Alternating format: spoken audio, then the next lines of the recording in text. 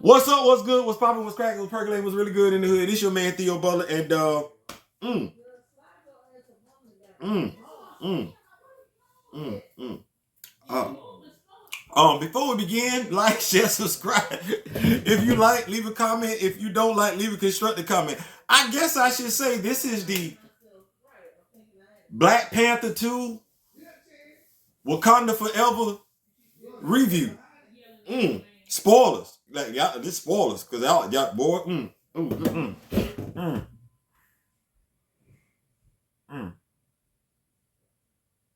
No, I did not pay to watch the movie. No, I did not.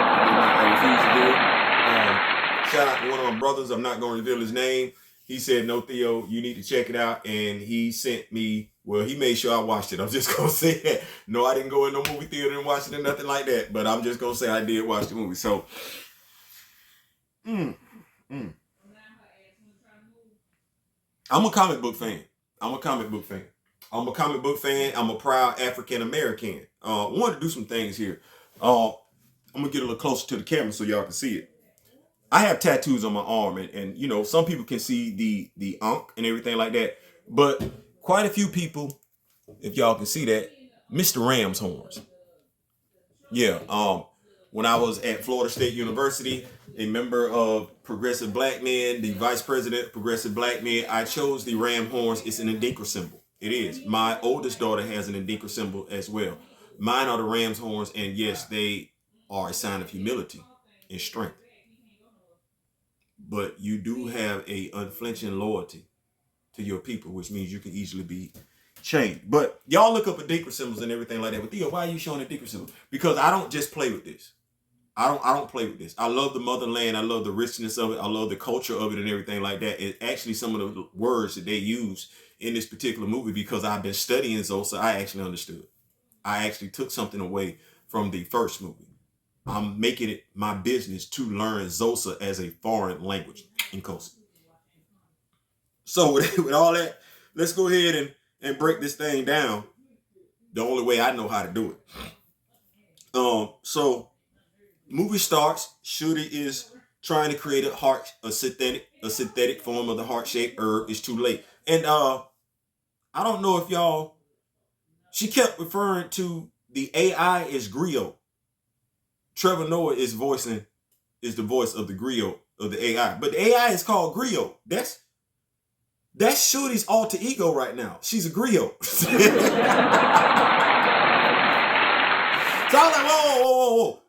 Y'all do, no man, y'all do read the comics though. Anyway, we get the part where we see them escorting T'Challa's body, the coffin, down the road, and we see it where the ship flies over and the coffin goes up. Where's Necropolis? No, where's Necropolis? Because that's supposed to be in Wakanda.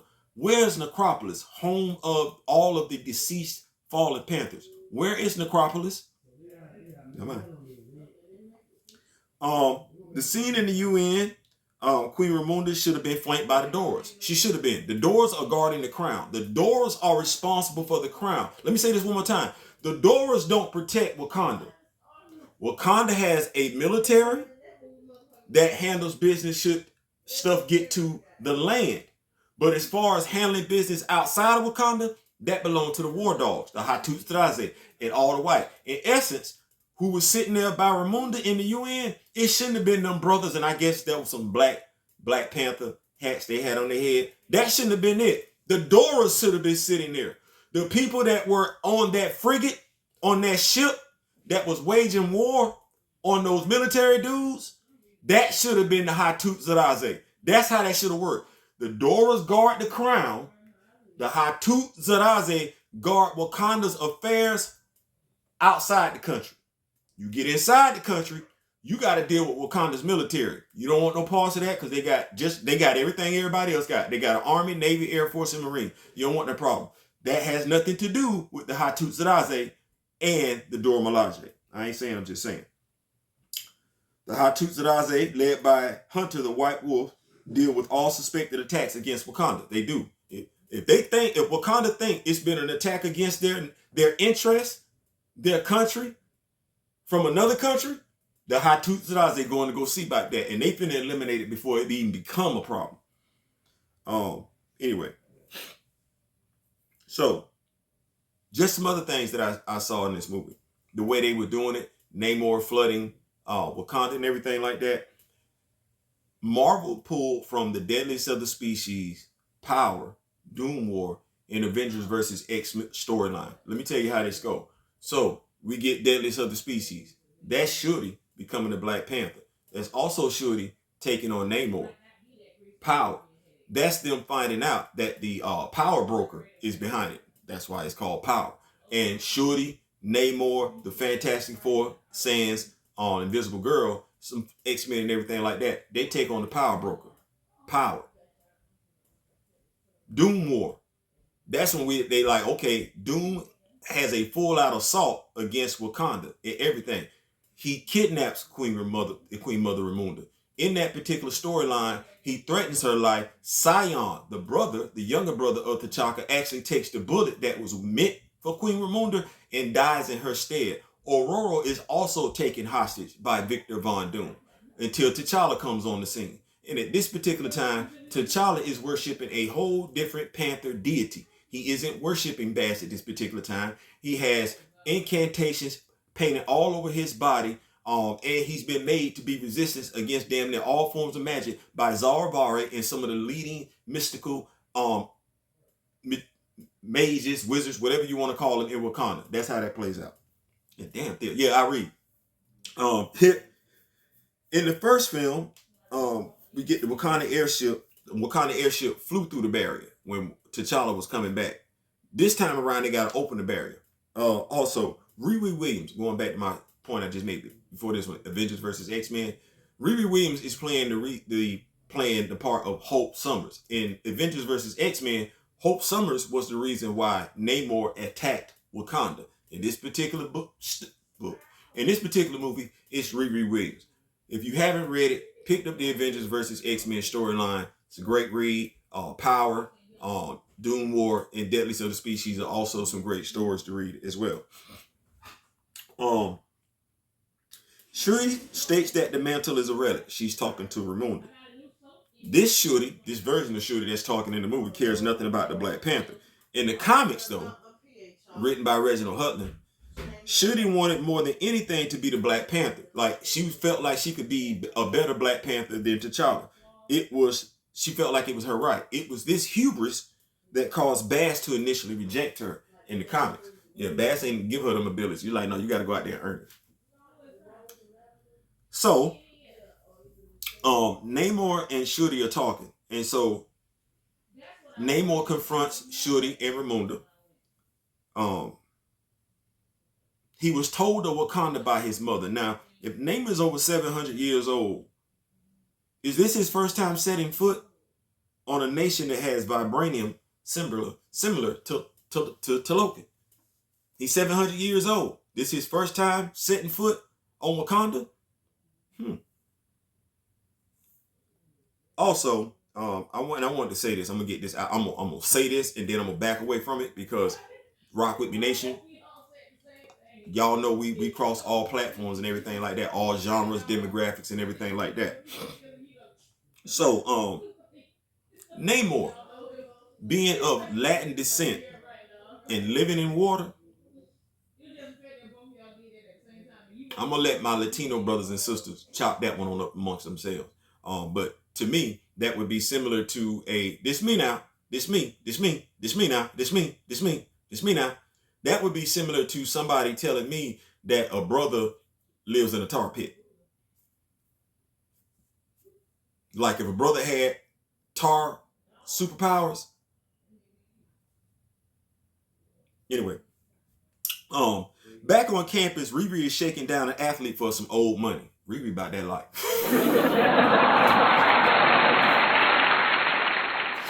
Big old dude getting shook down by a young lady, by a little shorty. She literally shorty. Riri meets Okoye and Shorty and heads to her garage, which gets surrounded by the CIA. Anybody else notice? Because when they pulled up on Riri, it was daytime. And by the time they got to her garage, I don't know how far her garage is from school, but it's got to be a piece. Because it was nighttime by the time they got there. Pitch black outside. Feds pull up from there. Once again, though, this shouldn't have been a mission for Okoye. This should have been a war dog mission. This should have been a Hatut Zaraze mission. This should not have been a Dora Milaje mission. No, it shouldn't have been. Anyway, they make a run for it in the Mach 1 armor. Riri's Mach 1 armor.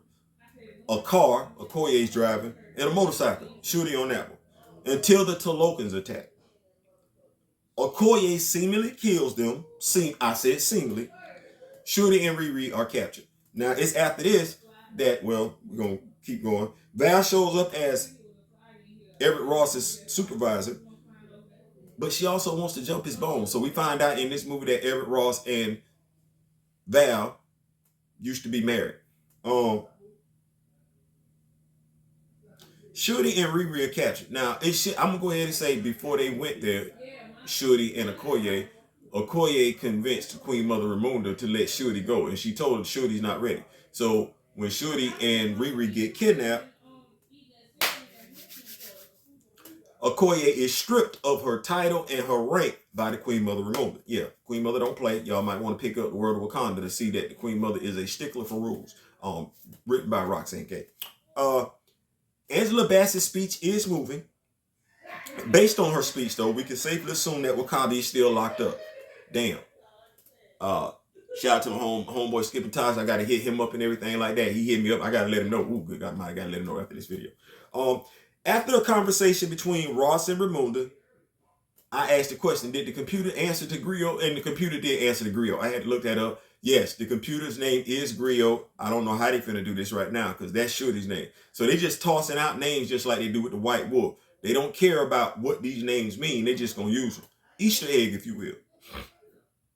Anyway, Ramunda visits Nakia in Haiti and asks for help in finding Shuri. This should be a war dog mission. It should be a war dog mission. Nakia is not a war dog. She's not. She's not even a Dora Milaje. She used to be a Dora Milaje till she threw Monica Lynn Happy Behind out the plane because Nakia had a insane crush on T'Challa. Right now, in the 616 universe, Nakia is, well, sort of kind of dead, but Ta-Nehisi Coates, the Intergalactic Empire, Nakia is not a host body for Bast. She is. Also, watching Nakia speak Spanish, now I can see, because Nakia did speak Spanish in this movie, how we want Spanish, Mexican. But just recently, yesterday, it was known that we found out that Lupita Nyong'o is also part Mexican. Who knew? Why we didn't know? Never mind. Oh, no, let me ask a question. Why we weren't talking about her being part Mexican in the first Black Panther movie? Why now are we highlighting her ethnicity like that? Like, stop being that damn obvious with it. Listen, you did the movie. You did the movie. You did it. You ain't gotta keep we don't know. You're going way too hard. We move to Shuri and Namor having a moment where we learn his backstory. He states he is a mutant because of the wings on his feet. But with the moment that him and Shuri were having, I guess this is the time for me to mention that Queen Gale of Atlantis, the outlaw Iron Fist, and Queen Nahanda of Wakanda, the Renegade Panther, they were lovers. They were lovers. They call them Mr. Lover. Yeah, Avengers. Let's make sure I got this book because I do believe I have it. I do because I get down like this. I get down. Yeah, this book right here, Avengers 61, Legacy issue 761. This one right here. Yeah, y'all go pick that up at the comic book shop so y'all can see what's going on. But yeah, they lovers. They lovers. I just thought that was ironic. I don't know if the book came first, the script came first. I don't know, but yeah, that is. From there we see Namor take Shooty on a date. It did look like a date.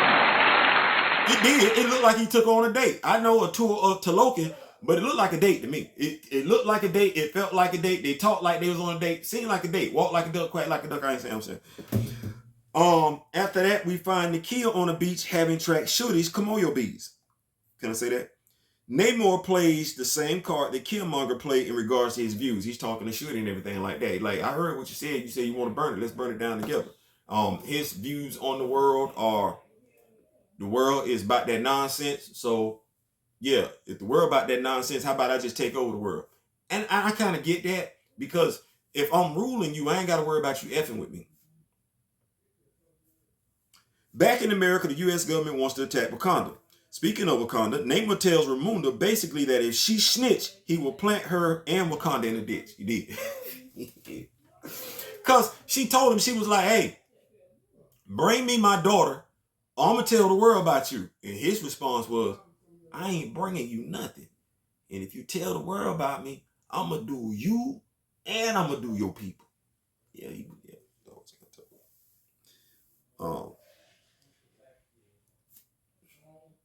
Are the Atlanteans flesh tone in water and blue when they out there in the air? Because there were quite a few scenes in the water where they look flesh tone. So I just got a question. Y'all, somebody hit me up, comment section. Anika shows up in Shooty's lab for a little small talk. Anika, you know we made so much about this character and everything like that.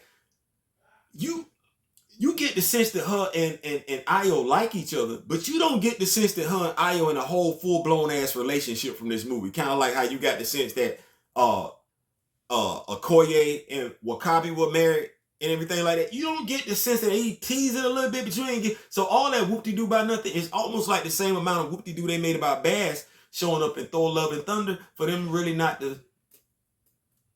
I ain't saying, I'm just saying.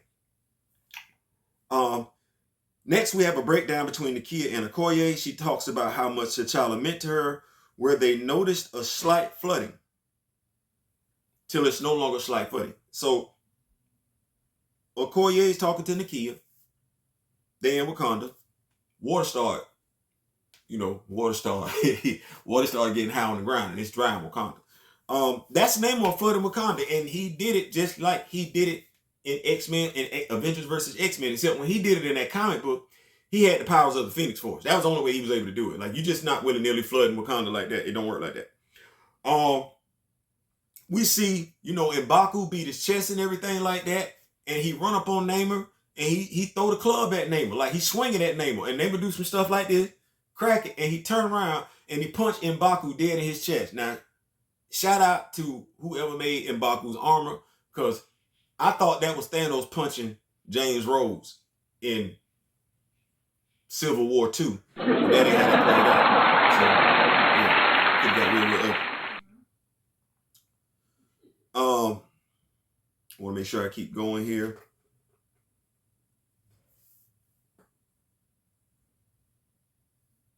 Make sure I keep going.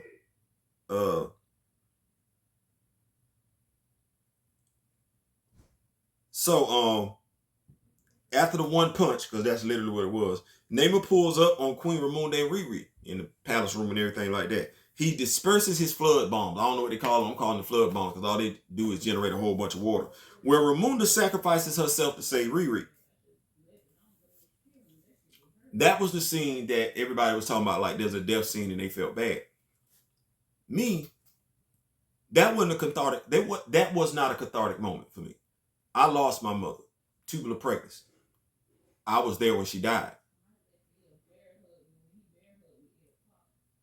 Now, in that moment, Shooty is angry.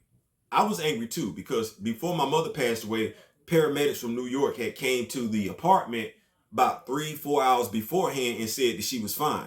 Those were the same paramedics that came back to tell me that my mother was dead. I'm still angry at them paramedics. They could have took my mother to the hospital. Could have saved my mom. Could have saved my brother and my sister. It's a black woman in New York. They could care less. She died. Nobody has held Bronx, New York accountable for that. My grandparents didn't want to do it. That's not a cathartic moment for me. Anybody that's lost a parent or parents tragically, all you did was open up wounds with that one, Ryan. That's all you did. Let me keep going with that though. Shuri heads back to her lab and uses the bracelet that Namor gave her to create the heart-shaped herb, and it works. From there, the Golden City is transported, surviving people of the Golden City, to the Jabari lands. In this movie, we see a scientific dynamic between Shuri and Riri that never occurred in the first one between T'Challa and Shuri. We never got the impression that T'Challa was as smart as Riri Williams or that T'Challa was as smart as Shuri. Mind you, we should have, because T'Challa went to school just like Shuri did. But let people tell it, we got a complete story arc with T'Challa. No, the hell we didn't. If you don't know that T'Challa is just as smart as Shuri, just as smart as Riri Williams, the guy that invented shadow science, you don't know a damn thing about T'Challa, and his story arc ain't been told. Keep going. We do get, Shuri does officially introduce Okoye to the Midnight Angel armor. And we also get a Bashinga name drop. No appearance, but we got a Bashinga name drop. One sip of the herb, and it's off to the ancestral plane where she finds Eric. Y'all have already heard. If y'all have not heard what Eric's diatribe was about T'Challa, he's too noble and everything like this, we still throwing shots at T'Challa. T'Challa's a fictional character.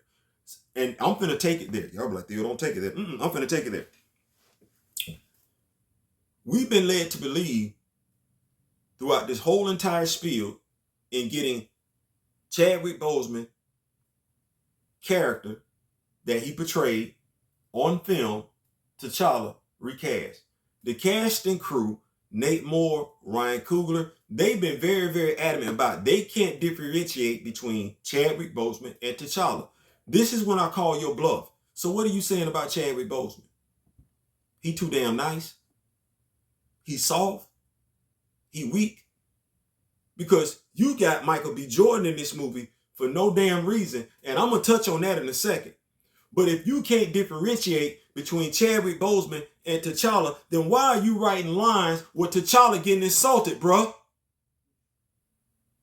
Why you still got his masculinity, his manhood being questioned by your homeboy when you telling us you can't differentiate between them? So when it's all said and done, you see T'Challa and Chadwick as the same person. So when Michael B. Jordan throwing shade at T'Challa, he really throwing shade at Chadwick Boseman, and you wrote them damn lines.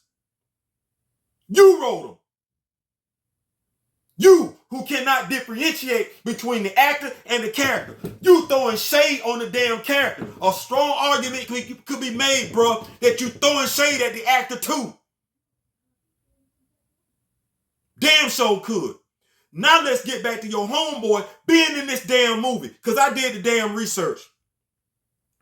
Both John Candy and Tanwa Candy are still alive. If you don't know who that is, those are the two men who played the older version and younger version of T'Chaka. Why they not in the ancestral plane? I'll wait. Hell, I got all, like Captain America said, like Steve Rogers said, I can do this all day. Why the hell they wasn't in the ancestral plane? It made no damn sense for her, other than the fact you wanted your homeboy in this damn movie. It made no damn sense for her to see Eric Killmonger in the ancestral plane. I don't give two damns how bloodthirsty she was, because she got a grandfather over there that's bloodthirsty as hell. Azuri, Azzuri. Why the hell he wasn't in there? Matter of fact, since I just broke down this damn comic book talking about Nahanda, the Renegade Panther, why the hell Nahanda wasn't in the damn movie? But we want to uplift women, right? No, we want to uplift women when it's effing convenient. That's what we want to do. We want to highlight the sisters when it's freaking convenient. We want to shine light on the LGBT community when it's freaking convenient, just to push the narrative, just to kick the black man out the damn movie. Bruh, for real, men ain't do a damn thing in this movie except support. Even on that damn Wakandan battleship, you had the brothers holding up the Dora Milaje. Really? The Dora Milaje would have been with Shorty's stupid ass. That would have have been the damn Hatut Zadaze taking on the Atlanteans. That would have been the Wakandan army taking on the Atlanteans. The Dora Milaje would have had their happy ass right there beside Shuri. They guard the damn crown, bruh. You know that or care about it if you were a real Black Panther fan. And you're not. Neither are you, nor that other dude that's got whose hairline is receding and wears glasses. Y'all full of it. Y'all hype the LGBT community up behind Anika. You ain't even really play her like that. You didn't. Pathetic. You can't even get the women roles right because you so busy trying to get the men up out the damn movie. You got M'Baku around here getting his ass whooped. One punch. Like he just ran up on One Punch Man. And that's it. You got Everett Ross. What was he in the movie for? Everett Ross, Martin Freeman, and Daniel Kaluuya both could have been out this damn movie. Like, for the amount of time that we got Martin Freeman, we need him. We didn't.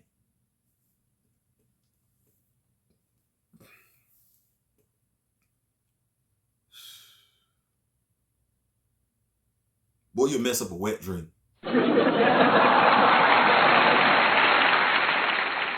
Anyway, I'm gonna get on back.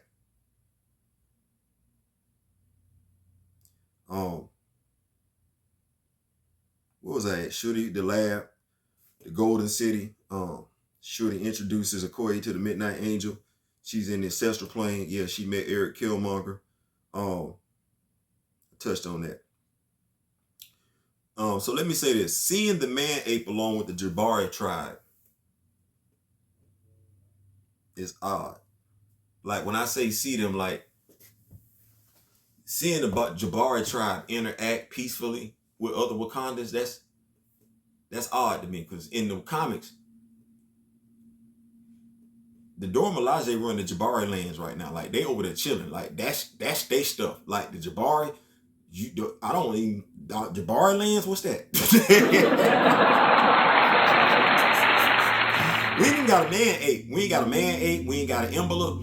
The only M'Baku we got is in a wormhole somewhere in the intergalactic empire of Wakanda. We ain't even got that M'Baku no more. I ain't saying. I'm just saying.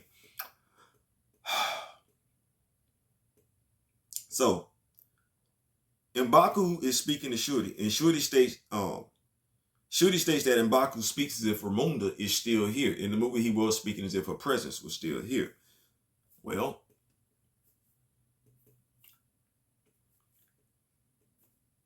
I, along with some others, speak as if Chadwick is still here.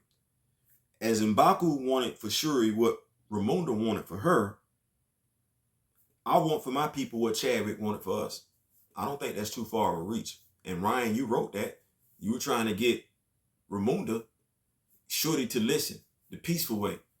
Do what T'Challa would have wanted. Do what Ramunda would have wanted, which is the same thing, right? Crazy because you say T'Challa and Chadwick Boseman are the same person. Well, if they wanted the same, all I want is for us to do what Chadwick would have wanted us to do, which is create more opportunities with more brothers and sisters. I think I low-key heard him say that at his commencement speech in Howard. The one that you said that you was, you said you was researching all his speeches and everything like that. I ain't saying, I'm just saying. The rage that this Shuri displays, though, is the rage she displayed in Deadliest of the Species. That story arc when she thought Namor had attacked T'Challa. So we see the doors attack the Talokas while the Jabaris hold them steady on the ship. I alluded to that. It is what it is.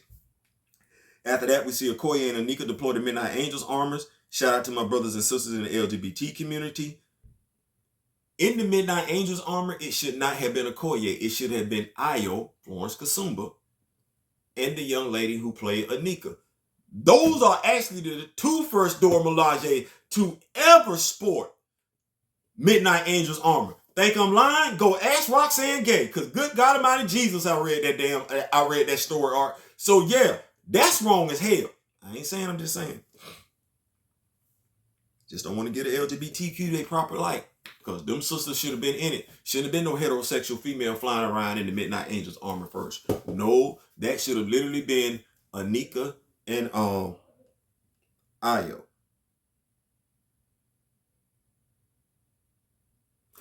And were those flashback scenes of Chadwick Boseman when Shorty was on the beach, when she was on the beach? I thought we weren't gonna do that.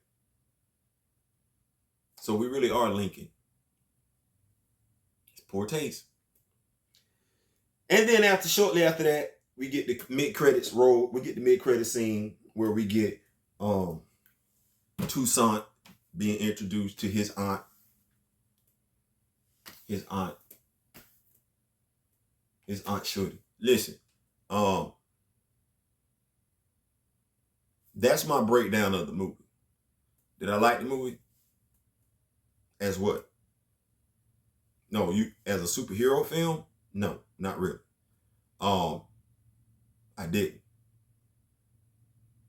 As a black man? No.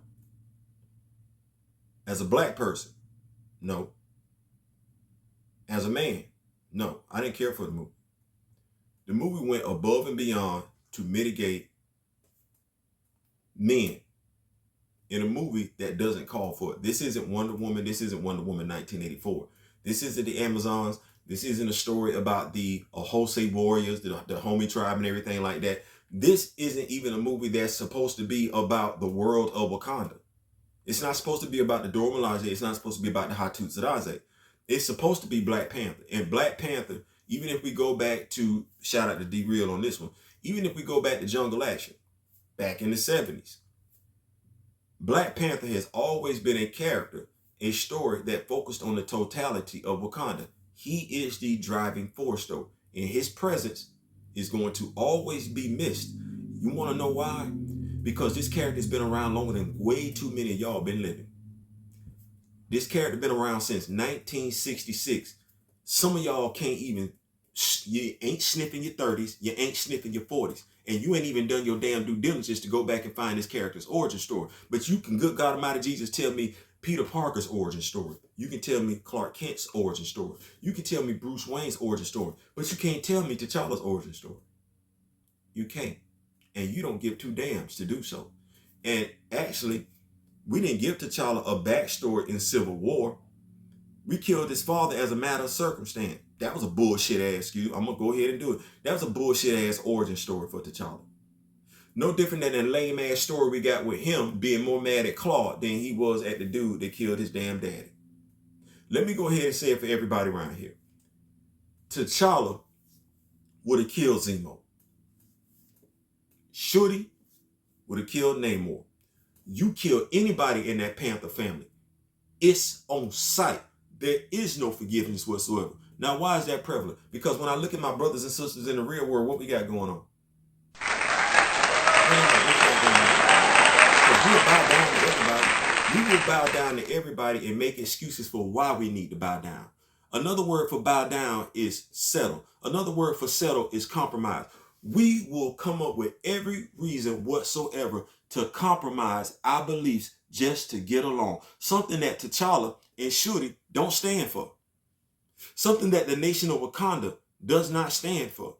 And that is why we get watered down Wakanda. That's why we get these stereotypical tropes that keep wanting to say, hey, a black woman having a child by herself? Oh, that's not a problem. Where's father at? Even when the writer had within himself to either A, recast T'Challa, because you easily could have recast T'Challa had Nakia been pregnant, and you would have had that black nuclear family that society keeps telling us doesn't exist.